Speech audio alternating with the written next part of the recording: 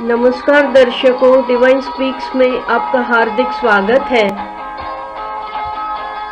दर्शकों, इस वीडियो में हम बात करेंगे 2022 में होने वाली नेपट्यून और बृहस्पति की मीन राशि में युति। यह युति बहुत ही महत्वपूर्ण और इम्पोर्टेंट होगी। वो इसलिए कि मीन राशि एक आध्यात्मिक राशि है और राशि चक्र की सबसे आखिरी राशि है, इसीलिए यह राशि एंड डिनोट करती है। और हमेशा ही एंड मतलब एक नई शुरुआत, क्योंकि समाप्ति के बाद ही नई शुरुआत होती है। एक फेज से दूसरे फेज में एंटर होना। मीन राशि का हम सिंबल देखें तो भी दो मछलियां, जो एक की पूंछ के पास दूसरी मछली का मुंह है, मतलब बिगनिंग एंड एंड दोनों दर्शाने वाली यह राशि है और बहुत ही आध्यात्मिक राशि है, मोक्ष की राशि है। नेपट्यून एक आध्यात्मिक ग्रह है जो जल तत्व का है। इसका हिंदू नाम वरुण है। तो जल तत्व के ग्रह का जल तत्व की आध्यात्मिक राशि में प्रवेश एक इम्पोर्टेंट ट्रांजिट कहा जा सकता है। और गुरु जो धर्म, सच्चाई और ज्ञान का बहुत बड़ा कारक है, और मीन राशि गुरु की भी स्वयं की राशि है जल तत्व की। इसमें गुरु का भी मौजूद होना नेपट्यून के साथ एक बहुत ही परिवर्तन लाने वाला योग साबित होगा। गुरु 13 अप्रैल 2022 को मीन राशि में प्रवेश करेगा और वहां पर 13 महीने तक गोचर करेगा। नेपट्यून 18 अप्रैल 2022 को मीन राशि में प्रवेश करेगा और वहीं पर 28 जून 2022 को वह वक्र गति को प्राप्त करेगा। नेपच्यून 160 दिन तक वक्री रहता है, तो नेपच्यून का यह वक्री का समय 4 दिसंबर 2022 को समाप्त होगा और इसी दिन यह डायरेक्ट मोशन में आ जाएगा। लंबे समय तक शनि की कुंभ राशि में गोचर करने के बाद गुरु जब अपने स्वयं के घर में मीन राशि में प्रवेश करेगा तो बहुत ही सुकून महसूस करेगा। गुरु के मीन राशि में प्रवेश होने से इस जगत में एक नई शक्ति की लहर आएगी। मीन राशि जो कि समाप्ति को डिनोट करती है, end of a phase, end of a cycle. और हमेशा ही हमने देखा है कि एंड की प्रक्रिया बहुत ही कष्टदायक होती है। इस मीन राशि पर ईश्वर की बहुत ही अनुकंपा है। यह एक ऐसी राशि है जो बहुत ही आध्यात्मिक शक्ति दे सकती है। एंड मतलब पिंड ब्रह्म में लीन हो जाता है। आप जो सिंबल देख रहे हैं वह भी बहुत ही सांकेतिक है, इसमें हिडन मीनिंग है। दोनों मछलियां सीधी नहीं है, बट इस प्रकार इस राशि का सिंबल बनना अपने आप में बहुत कुछ कहता है। अंत और स्थापना का दोनों का संकेत इस मीन राशि की मछलियां देती है। मीन राशि के पास सब कुछ होते हुए भी मीन राशि के जातक को हमेशा कोई न कोई प्यास रहती है। एक अननोन चीज की कमी उन्हें हमेशा ही महसूस होती रहती है। वो इसलिए क्योंकि वे अनंत ईश्वर से दूर होकर अपने आप को खुश या सलामत महसूस नहीं करते। मीन राशि की लास्ट डिग्री मेष राशि की बिगनिंग की डिग्रीज है। तो यही है मीन राशि की इन दो मछलियों का हिडन मीनिंग।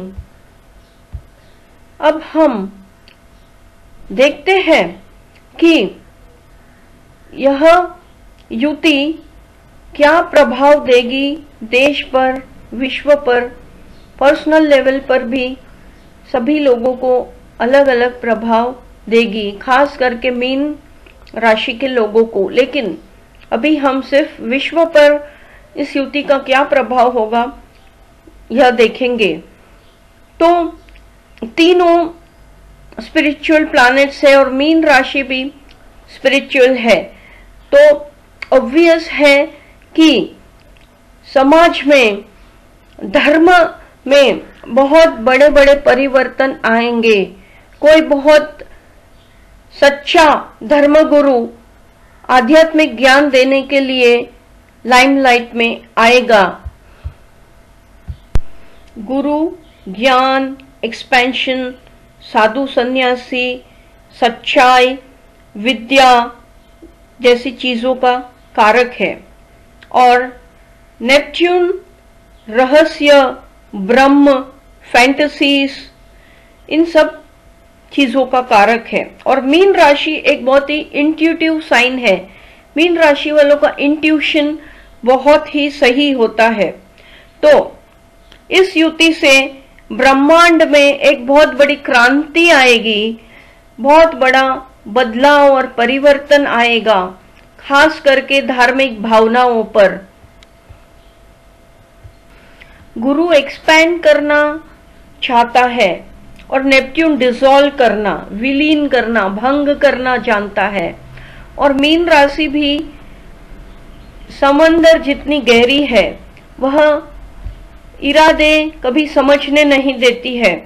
तो एक रहस्यमयी माहौल शुरू होगा, समझ में नहीं आएगा लोगों को कि क्या हो रहा है। धर्म के नाम पर बहुत बड़ा बदलाव आएगा। Total belief system will change. And अगर ईश्वर की शरण नहीं ली तो अननेसेसरीली लाइफ बहुत ही कॉम्प्लिकेटेड हो जाएगी। राशि चक्र में भी हम देखेंगे तो 12वां भाव और सबसे लास्ट घर मीन राशि को दिया हुआ है। और यह भी एक हिडन शक्तियों को डिनोट करता है, मृत्यु के बाद या मेटाफिजिकल एक्सपीरियंसेस। तो ओवरऑल अब तक आपको समझ में आया होगा कि समथिंग जो बहुत ही हिडन है, जिसके बारे में हम कभी कल्पना भी नहीं कर सकते, ऐसी कुछ बातें होने लगेगी। यह युति हमें ये समझाएगी कि हम ईश्वर के मेहमान हैं। यह शरीर जिसमें हम रह रहे हैं वो हमारा नहीं है। हम 4 दिन के मेहमान हैं और हम ईश्वर के मेहमान हैं और हम यहाँ हमेशा रहने वाले नहीं हैं। आज या कल हमें यह नश्वर शरीर को छोड़कर ईश्वर के पास जाना होगा। मीन राशि यानी कुंडली का 12वां भाव, विच denotes conclusion, end of a cycle. यह एक बहुत रेयर कॉम्बिनेशन है कि 2 बड़े आध्यात्मिक ग्रह आध्यात्मिक राशि में इस तरह से कंजंक्ट कर रहे हैं। और यह युति असामान्य युति है, एक्स्ट्रा ऑर्डिनरी कंजंक्शन। नेपट्यून को एक रूटीन लाइफ बिल्कुल भी पसंद नहीं है। नेपट्यून को बड़े बड़े परिवर्तन और ड्रास्टिक चेंजेस बहुत ही भाते हैं। नेपट्यून को भौतिक जीवन बिल्कुल भी पसंद नहीं है। उसे सिर्फ आदि भौतिक और आध्यात्मिक उन्नति पसंद है। तो इस समय में मेडिटेशन करने वालों को जल्दी जल्दी रिजल्ट्स मिलेंगे और आध्यात्मिक उन्नति बहुत ही जल्दी करने का मौका है। तो इस समय का लाभ लेकर मेडिटेशन या स्पिरिचुअलिज्म के साधक को बहुत ही अच्छा मौका है कि वह अपनी विद्या को सिद्ध करे। नेपट्यून की तलाश 23 सितंबर 1846 को हुई थी। नेपट्यून एक राशि में 14 साल तक गोचर करता है और यह एक बहुत ही विचित्र ग्रह है। समंदर पर नेपच्यून का प्रभाव है।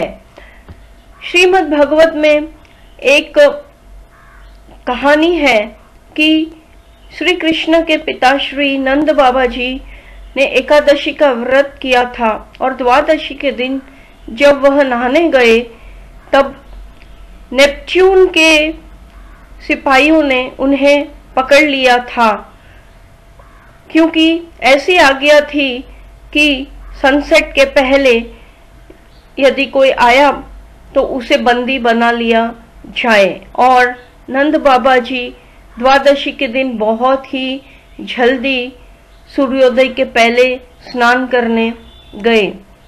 तो भगवान श्री कृष्ण खुद उन्हें खोजने के लिए समंदर में गए और तभी वरुण देव यानी कि नेपच्यून ने उनका बहुत ही सम्मान और स्वागत किया और अपनी गलती के लिए माफी मांगकर उनके पिता को परत उनके साथ भेजा। तो इस समय यह युति 2022 में क्या असर दिखाएगी, इस पर हम कह सकते हैं कि यह युति समंदर सी कोस्ट पर सबसे ज्यादा प्रभावी होगी। शेयर मार्केट में भी समुद्र से रिलेटेड शेयर्स, सबमरीन, शीशोस, फिशिंग, पोर्ट्स, इन सब चीजों पर बहुत ही प्रभाव अपना दिखाएगी और इस समय में यह शेयर्स बहुत ही न्यूज में रहेंगे। इसके अलावा गैस, पेट्रोल, इन सब चीजों में भी जब तक मीन राशि में इस तरह की युति है तो शेयर मार्केट में बहुत ही प्रभाव दिखाएंगे। Gas, petrol, submarine, seashores, fishing, sailing, इन सब स्टॉक्स पर फोकस रखना बहुत ही फायदे में होगा। विश्व में इस समय परोपकारी लोग, एल्ट्रुइस्टिक पीपल बहुत ही एक्टिव होंगे।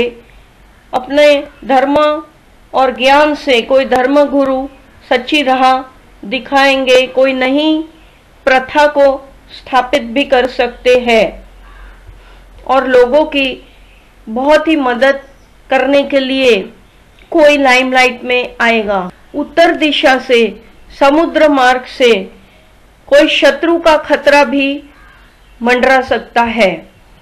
समुद्र के अंदर वॉर होने के भी चांसेस इस वक्त इग्नोर नहीं किए जा सकते हैं। यह समय सच्चाई और ज्ञान की तलाश का होगा। फिल्म मेकर्स के लिए भी यह समय बहुत ही एक्सक्लूसिव और फायदे कारक है, खास करके सिनेमेटोग्राफर्स और फोटोग्राफर्स, क्योंकि नेपट्यून को इन सब चीजें बहुत भाती है। इस समय में जब तक यह युति चलेगी कुछ न्यूज बहुत ही विचित्र और अनएक्सपेक्टेड होंगे जो हमारी कल्पना बाहर के होंगे। लेकिन ओवरऑल यह युति बहुत ही पॉजिटिव है, क्योंकि सभी आध्यात्मिक प्लैनेट्स और आध्यात्मिक राशि इसमें इन्वॉल्व है। तो इस युति का पूरा फायदा लेना बहुत ही श्रेष्ठ आइडिया होगा और खास करके स्पिरिचुअल साधकों के लिए तो यह समय बहुत ही उत्तम और फायदा देने वाला है। और मीन राशि के जातकों के लिए तो यह समय सबसे बेस्ट है, क्योंकि इस समय उनका इंट्यूशन पावर इतना हाई होगा कि उनके बोले हुए सभी शब्द सच हो सकते हैं। तो दर्शकों, अब आगे बढ़ते हैं। तो दर्शकों, अच्छे बुरे सभी समय में हरि नाम ही सर्वश्रेष्ठ है। हरि नाम लेने वाला गम छोड़ के रंगरेली मनाता है। सुखावसाने इदमेव सारम, दुःखावसाने इदमेव गेयम, देहावसाने इदमेव जाप्यम, गोविंद दामोदर माधवेति। मतलब सुख के समय में यही सार है कि हम हरि नाम लें, दुख के समय में भी यही ज्ञान है कि हम हरि का नाम लें। देहावसाने मतलब देह को छोड़ते वक्त, देह के अवसान के वक्त हरि का नाम जपना, गोविंद दामोदर माधवेति, यही सबसे श्रेष्ठ सार है। तो दर्शकों, हमेशा की तरह वीडियो को लाइक, शेयर, सब्सक्राइब और कमेंट जरूर करें। फिर मिलेंगे, तब तक के लिए धन्यवाद।